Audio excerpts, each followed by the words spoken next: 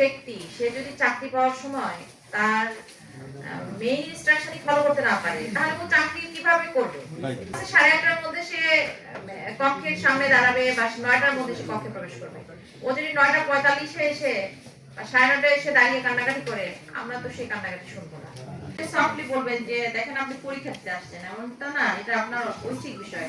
আপনি যদি মনে করেন যে সরকারের বিধিবিধান এটা আপনি পালন করবেন না, তাহলে আপনি অন্য সিদ্ধান্ত নিতে পারেন। কিন্তু আমাদের ক্ষেত্রে যে সরকারের নির্দেশ পালনের জন্য বলা হচ্ছে, আমাদেরকে মনে হয় এটা করতেই হবে। আমাদের নারী যারা আছে তাদেরকে অবশ্যই মহিলা পুলিশ, মহিলা স্টাফ অথবা মহিলা টিচার এদেরকে দিয়ে আলাদা করে একটা কাপড় দিয়ে ঢেকে আলাদা করে বুট করে কাজটা করতে হবে। এমন না যে আপনি পুরুষ এবং নারী একসাথে চেকিং করা শুরু করেন এবং আপনি আলাদাভাবে একটা কাপড় দিয়ে ঢেকে মহিলাদেরকে করে দিতে হবে।